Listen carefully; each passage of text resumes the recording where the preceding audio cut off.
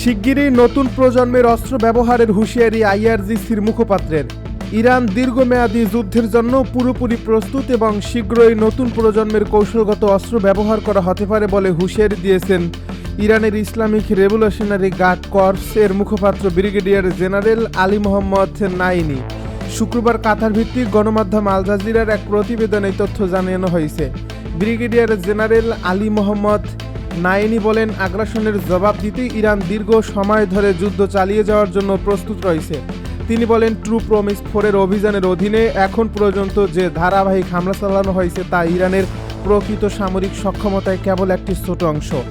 নাইনি আরও বলেন, ইরানের নতুন উদ্যোগ ও নতুন অস্ত্র আসছে। এসব প্রযুক্তি এখনও বড় পরিসরে ব্যবহার করা হয়নি। শত্রুপক্ষকে আগামী প্রতিটি সামরিক অভিযানের কঠোর আঘাতের জন্য প্রস্তুত থাকতে হবে। নাইনি উল্লেখ করেন, গত বছর যুক্তরাষ্ট্র ও ইসরায়েলের শুরু করা 12 দিনের যুদ্ধের তুলনায় ইরান এখন অনেক বেশি প্রস্তুত। বর্তমান এই সামরিক সংঘাতকে তিনি পবিত্র এবং বৈধ যুদ্ধ হিসেবে অভিহিত করেছেন। এই ঘোষণার সময় ইরান ইসরায়েলের তেল আবিব শহরে খাইবার ক্ষেপণাস্ত্র নিক্ষেপের কথা জানায়, যা উচ্চমাত্রার নিখুঁত লক্ষ্যভেদের সক্ষমতা প্রদর্শন করছে বলে দাবি করা হয়েছে।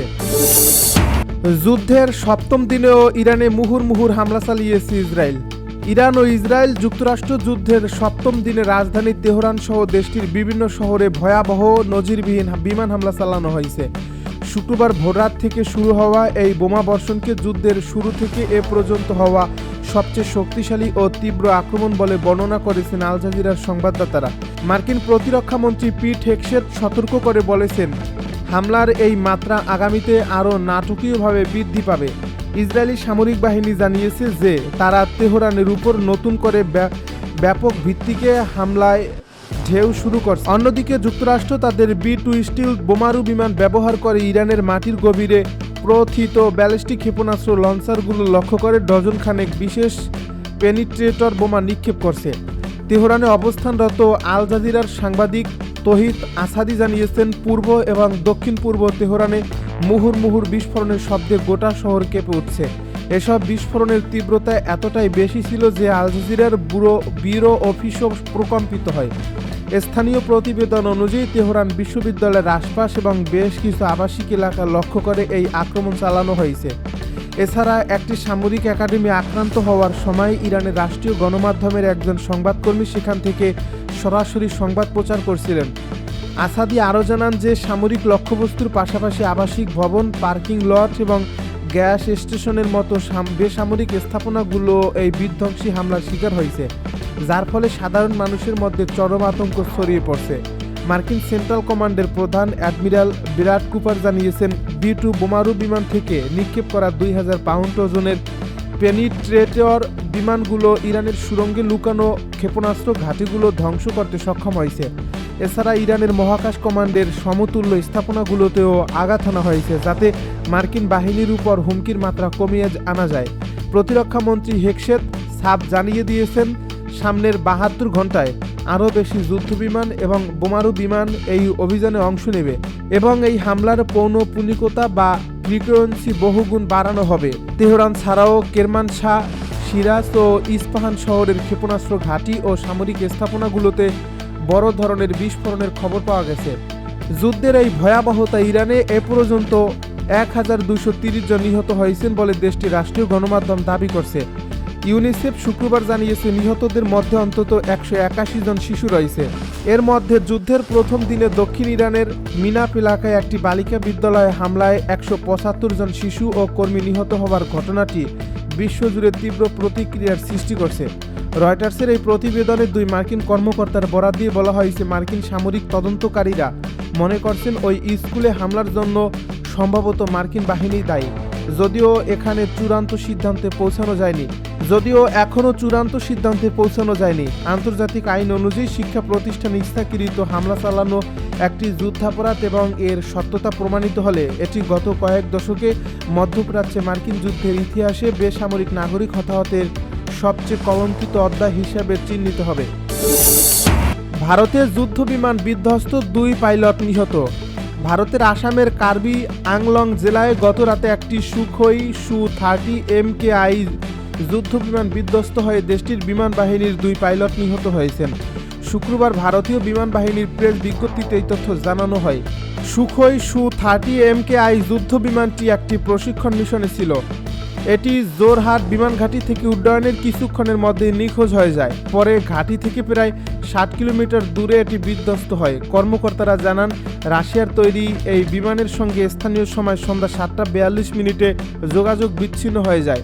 সুখোই Su-30 MKI একটি 2 আসনের বহুমুখী ও দীর্ঘপাল্লার যুদ্ধ বিমান, যা রাশিয়ার বিমান নির্মাতা প্রতিষ্ঠান সুখোই তৈরি করছে। বর্তমানে ভারতীয় রাষ্ট্রায়ত্ত বিমান নির্মাতা প্রতিষ্ঠান হিন্দুস্তান অ্যারোনটিক্স লিমিটেড লাইসেন্সের অধীনে এই বিমান তৈরি হচ্ছে। দ্বিতীয় যুদ্ধের পর এই প্রথম ইরানের দিকে টর্পেডো ছুড়ল যুক্তরাষ্ট্র। দ্বিতীয় বিশ্বযুদ্ধের পর এই প্রথম কোনো মার্কিন নৌবাহিনীর সাবমেরিন থেকে ছোড়া টর্পেডোর আঘাতে কোনো যুদ্ধজাহাজ ধ্বংস হলো। শ্রীলঙ্কার কাছে ভারত মহাসাগরে গত বুধবার মার্কিন হামলায় ইরানি যুদ্ধজাহাজ IRIAS ডেনা তলিয়ে গেছে। পেন্টাগন এখন পর্যন্ত হামলাকারী সাবমেরিনটির নাম প্রকাশ করেনি। ওই দিন সকালে প্রতিরক্ষা দপ্তর একটি ভিডিও প্রকাশ করে। সেখানে দেখা যায় ইরানের যুদ্ধজাহাজটির পেছনের অংশে একটি টর্পেডো আঘাত হানছে। এই হামলায় যুদ্ধজাহাজটির মূল কাঠামো দ্বিখণ্ডিত হয়ে যায়। শ্রীলঙ্কার কর্মকর্তারা জানিয়েছেন, তারা 32 ইরানি নাবিককে উদ্ধার করছেন। জাহাজটিতে 180 ক্রু ছিল বলে ধারণা করা হচ্ছে। USS navy history and heritage কমান্ডের তথ্যমতে সর্বশেষ 1945 সালের 14 অগাস্ট মার্কিন সাবমেরিন USS টর্কস থেকে শত্রুপক্ষের জাহাজে টর্পেডো ছোড়া হয়েছিল। তখন সেই আঘাতে জাপানের একটি 750 টনের জাহাজ ডুবে গিয়েছিল।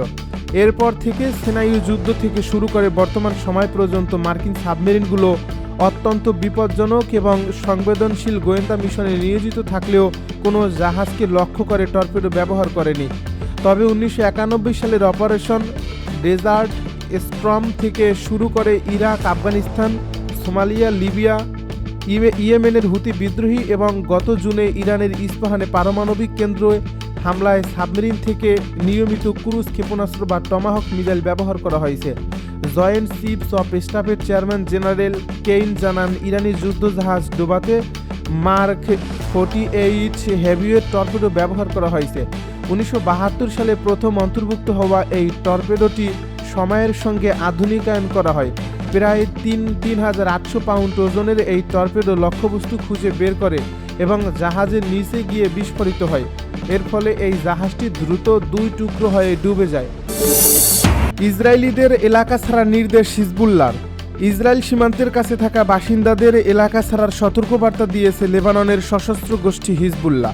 শুক্রবার ভোরে তাদের টেলিগ্রাম চ্যানেলে হিব্রু ভাষায় দেওয়া এক বার্তায় একথা বলা হয়। লেবানন সীমান্ত থেকে 5 কিলোমিটারের মধ্যে থাকা ইসরায়েলি শহর ও বসতির বাসিন্দারা যেন এলাকা খালি করে দেয়। ব্রিটিশ বার্তা সংস্থা রয়টার্সের বরাতে এক প্রতিবেদনে এই তথ্য জানিয়েছে BBC। হিজবুল্লাহ বলছে, লেবাননের সার্বভৌমত্ব ও নিরাপদ নাগরিকদের উপর সামরিক বাহিনীর আগ্রাসন, বেসামরিক অবকাঠামো ধ্বংস এবং মানুষকে উচ্ছেদের অভিযান কোনোভাবেই অপ্রতিদ্বন্দ্বিত থাকবে না। বৃহস্পতিবার গভীর রাতে ইসরায়েলি সেনাবাহিনী লেবাননে একের পর এক বিমান হামলা শুরু করে। এর আগে তারা বৈরুতের দক্ষিণাঞ্চলের বাসিন্দাদের এলাকা ছেড়ে যেতে বলছিল, যেটি হিজবুল্লাহর শক্ত ঘাঁটি হিসাবে পরিচিত।